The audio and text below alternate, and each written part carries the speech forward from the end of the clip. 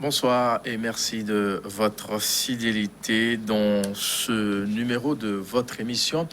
Nous allons parler bien sûr des tests, l'évolution bien sûr des tests de diagnostic, comment est-ce que ça se passe dans tout son ensemble depuis l'avènement de Covid-19 au Togo et pour mieux creuser le sujet. On a un spécialiste en plateau, docteur Isaka Mamanile, un biologiste, chef de laboratoire de biologie moléculaire virologie à l'Institut national d'hygiène ici au Togo. Bonsoir, docteur, et merci d'être là. Bonsoir à vous. Alors, d'entrée de jeu, quand on parle bien sûr de biologie moléculaire, là, pour un profane, c'est quoi concrètement? Qu'est-ce qu'on fait quand on est spécialiste de ce genre de domaine-là? Merci. Je pense que déjà, il faut comprendre ce que c'est la biologie. Alors, la biologie, c'est une spécialité, une discipline qui étudie les êtres vivants, Oui. n'est-ce pas, qu'ils soient animaux ou végétaux. Alors, dans la biologie, il y a plusieurs branches, dont la biologie moléculaire. Alors, ici, c'est une discipline de la biologie qui va étudier les êtres vivants dont je parle jusqu'au niveau moléculaire. OK. Donc, ici, les molécules dont on parle, il s'agit des acides nucléiques, communément appelés l'ADN ou l'ARN. C'est la plus petite cellule qui puisse exister, qu'on puisse étudier chez un être vivant. OK. Voilà. Donc, la biologie moléculaire s'intéresse, contrairement à d'autres qui vont travailler sur les protéines ou sur des substrats, la biologie moléculaire va jusqu'à l'information qui code pour les protéines qu'on connaît. Qui code pour les Donc, c'est la formation de base. Oui. Comme un coffre-fort qui contient bon, ici, c'est pas de l'argent, mais de l'information. De l'information. Qui, dans le décodage, va aboutir à tout ce que nous sommes en termes d'apparence physique, en termes de connaissances et en termes de... tout ça là est profond. de hein, tout ça, et c'est ce que vous nous enseignez quand on est encore sur les bancs de l'école, au lycée, en terminale souvent. Effectivement. Il y a tellement de choses, hein, on dessine tellement, on fait tellement de choses, on se dit. Alors, le côté virologie de la chose, Oui. c'est laquelle? Ici, Enfin, lequel, oui. voilà, ici, il s'agit d'un virus. Sinon, la biologie moléculaire ne s'intéresse pas qu'au virus. Quel que soit le pathogène, qu'il soit une bactérie ou un virus, Oui. on va jusqu'au niveau acide nucléique. Mais le côté virus, c'est quoi? C'est l'étude des virus. Et là, principalement, il s'agit de 16 structures biologiques, oui, Oui. qui sont des organismes intracellulaires obligatoires. Et en virologie, il y a des techniques d'études qui sont un peu différentes par rapport à d'autres domaines, comme la bactériologie, la sérologie, Oui. ou la biochimie.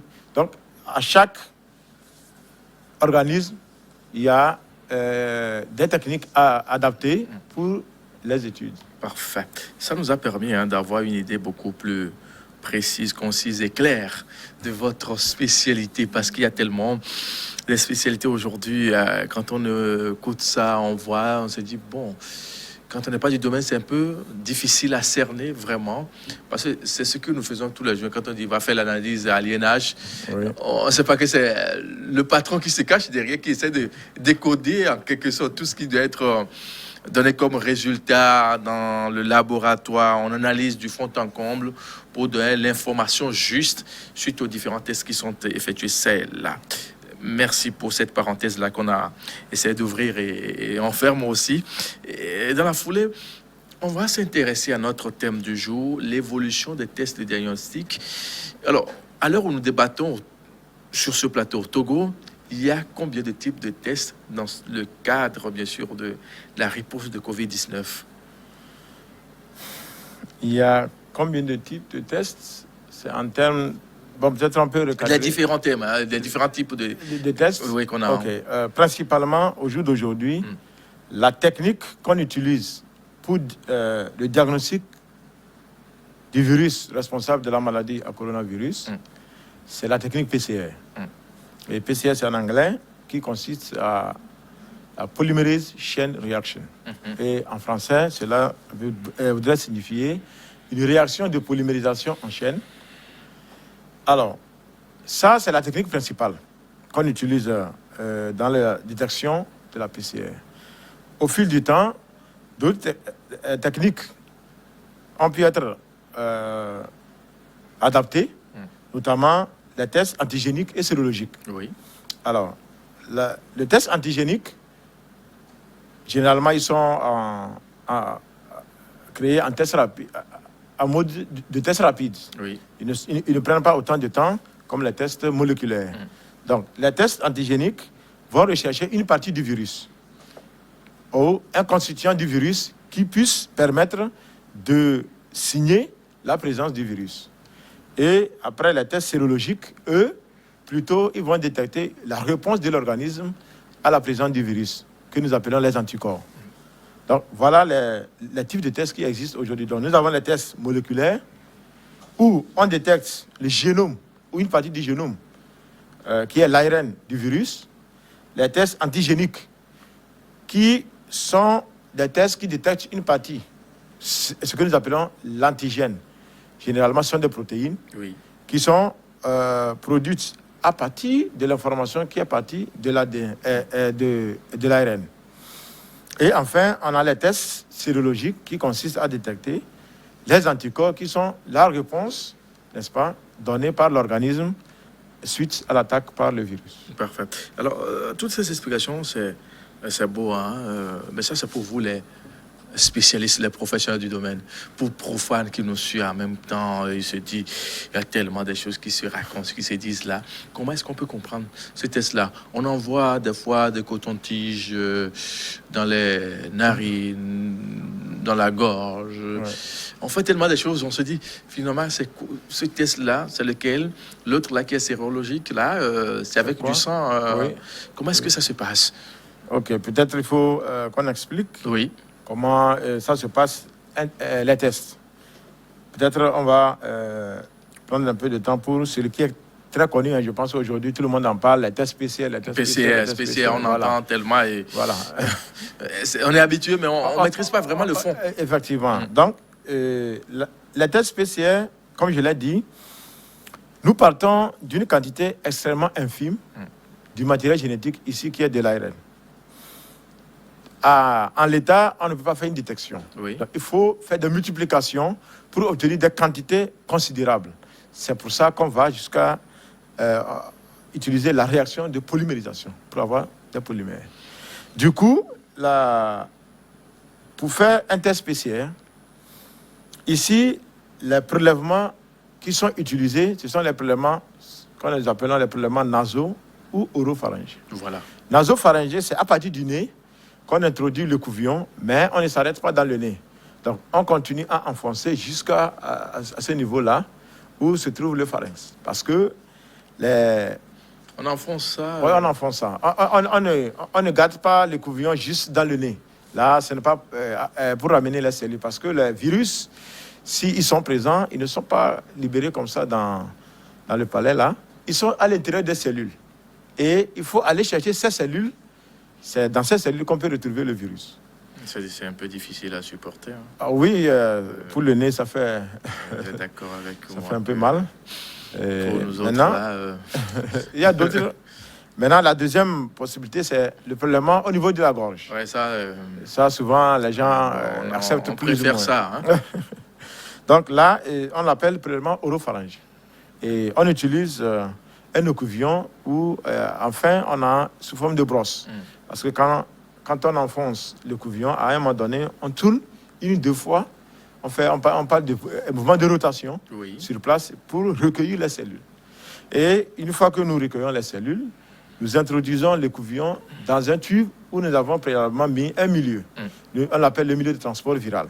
Ce milieu permet de préserver le virus parce que s'il est détruit, on ne pourra pas faire le diagnostic après.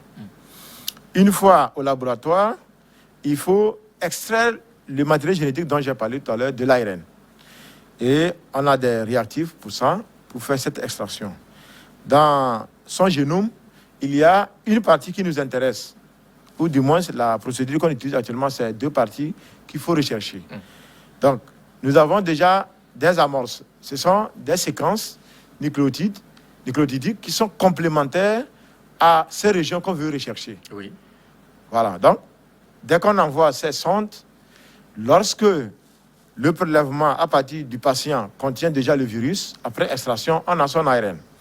Ces sondes vont repérer les régions que nous recherchons et grâce à une enzyme, on fait la synthèse plusieurs fois. Et ce n'est qu'après qu'on puisse détecter la présence du virus par d'autres alchimies dont on ne peut pas développer tout. Voilà. Donc, si le virus est présent, après multiplication, grâce au repère de la sonde, on arrive à repérer les 2 zones. La première zone nous permet d'être sûr que c'est un virus qui appartient à la famille des coronavirus. Parce que les virus ont une nomenclature. Ils ont, ils ont une famille, ils ont ce que nous appelons le genre, ils ont un ordre. Et ça, parce que il faut expliquer aussi, le Covid-19 fait partie de la famille des coronaviridés. Et avant lui, on a eu on a eu celui qui est apparu en Chine en 2002. Le SARS-CoV? Non, à ce moment, il était appelé le SRAS. Le SRAS, oui. Ouais, le SRAS. Et en 2012, il y a eu le MERS-CoV. Tous appartiennent au genre bêta-coronaviridés. Donc, maintenant, cette année, en 2019, a apparu une autre espèce qui est le Covid-19. Donc, ils ont une famille et dans cette famille, il y a des espèces. Et par moment, on y reviendra pour montrer que les mutations fréquentes des virus entraînent des légères modifications d'autres virus et après, on aboutit par moment à des virus totalement étrangers. Alors, donc, une première partie qui nous permet de dire, effectivement, nous sommes dans la famille des coronaviridés. Ensuite, on détecte la partie spécifique au Covid-19. Oui. Et si les 2 conditions sont remplies, nous sommes sûrs de ne pas nous tromper. On dira que le virus responsable de la maladie à Covid-19 est présent dans ce prélèvement que nous avons testé. Voilà comment nous réalisons un peu la technique de la PCR. La PCR. Alors, par rapport à la technique antigénique, c'est vrai, les techniques antigéniques aujourd'hui utilisent aussi les prélèvements nasaux, mais beaucoup plus les prélèvements au niveau du nez. Mais là, ça ne va pas suivre ce processus dont je viens de décrire. Ils vont juste être déposés sur une cassette où préalablement on a fixé puisque ce que nous on recherche c'est de l'antigène, donc des anticorps ont été déjà fixés qui reconnaissent cette protéine.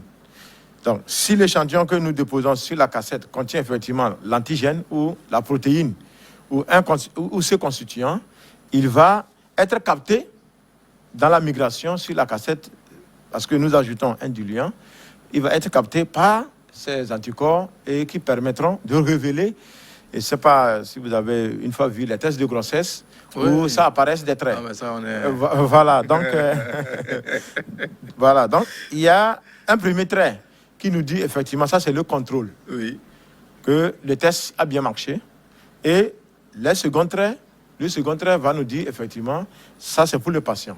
Donc si le second trait apparaît, on dit non, il y a l'antigène du coronavirus dans cet échantillon. Et pour les tests sérologiques, là, c'est le sang, puisque les anticorps que l'organisme produit sont sécrétés dans le sang. Donc, on recueille du sang, on peut faire ça à partir du sang total, c'est-à-dire du sang qu'on prend directement sur un anticoagulant, ou on fait une centrifugation pour prendre le sérum qu'on dépose aussi dans les cassettes. En ce moment, c'est le phénomène contraire. C'est les antigènes qui sont déjà fixés sur la cassette. Si le sérum que nous ajoutons dans la cassette migre contient les anticorps qui ont été dirigés contre le virus, ils vont reconnaître l'antigène qui est fixé sur la cassette. Voilà un peu comment ça se fait, les tests. La démarche méthodique est très... Ah, oui, très... Méticuleuse, on se dit. Oui, parce que là... Tout cela, c'est du boulot, hein? Effectivement, c'est du boulot, surtout... Des centaines de tests par jour. Oui. Comment est-ce que vous arrivez à vous en sortir dans cette affaire-là quand on sait que c'est comme ça, il faut procéder, il faut aller point par point. Ouais. Enfin, ce qui veut dire que vous êtes aussi nombreux hein, à le faire. Hein, Oui, on a des... Dans la boîte là-bas de l'INH. Oui, on a des groupes qui se relayent après un temps de travail. C'est pour ça que tout est assuré, 24 heures sur 24, 7 jours sur 7. Les samedis, dimanches, les analyses continuent. Vous ne vous reposez pas, hein? Non, il n'y a pas de repos. Le coronavirus, depuis un an, l'Institut national d'hygiène a toujours ses climatiseurs et ses ampoules toujours allumées. Waouh! Oui, puisque dans la journée, il faut continuer à travailler pour ce qui est urgent. Parce qu'après, on va revenir sur l'organisation des prélèvements. Vous allez voir qu'avec la pause, tous les prélèvements arrivent à l'après-midi. Donc, à partir de 16h, la garde commence jusqu'au lendemain à 8h. Donc, l'équipe qui vient pour les tests commence à partir de 16h pour ressortir au lendemain. Mais entre-temps, de 8h à 16h, il y a une autre équipe qui est là pour assurer tout ce qui est urgence dans la matinée et continuer aussi le travail de routine.